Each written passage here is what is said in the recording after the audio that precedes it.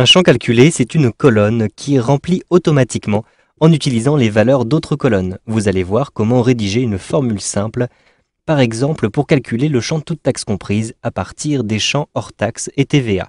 Je me rends simplement à l'intérieur ici de mon tableau commande. Vous voyez que j'ai ici le champ hors taxe, le champ TVA et je souhaite avoir un champ avec les prix toutes taxes comprises pour vérifier que ce champ-ci a bien été calculé. Donc je vais ajouter une nouvelle colonne, je double-clique dessus. Je vais l'appeler toute taxe comprise, par exemple vérification. Ensuite j'appuie sur la touche entrée et je vais maintenant rédiger ma formule. Donc je clique ici dans la première cellule et je clique maintenant dans la barre de formule, vous le voyez, qui se trouve à cet endroit-ci. Je vais commencer à rédiger. Donc je souhaite retrouver à l'intérieur de cette feuille-ci, c'est-à-dire du tableau commande, donc je rentre simplement commande comme ceci. Ensuite, je vais ouvrir les crochets, donc avec mon clavier comme ceci, les crochets.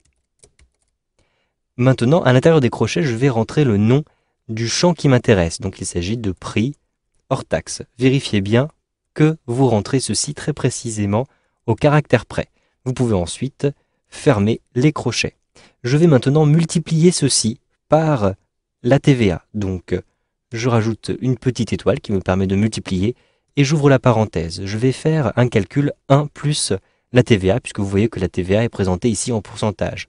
Donc 1 plus la TVA.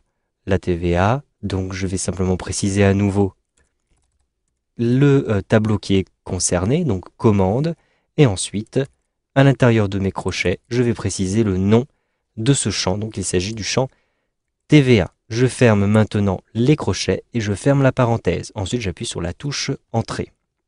Ici, on m'indique que la formule doit commencer par un signe égal. Il est effectivement important de préciser que vous faites un calcul avec le signe égal. Je clique sur OK et je rajoute bien le signe égal à cet endroit-ci. Maintenant, j'appuie sur la touche Entrée pour valider le calcul. Et donc, vous pouvez comparer maintenant. Effectivement, je vais avoir pour les prix toutes taxes comprises le calcul qui est effectué et je me rends compte ici que la colonne prix toutes taxes comprises correspond effectivement au calcul que j'ai effectué à côté. Je peux appliquer le format que je souhaite maintenant sur ce calcul. Je sélectionne la colonne, puis je choisis à cet endroit-ci la devise par exemple en euros et j'ai immédiatement le format qui est appliqué.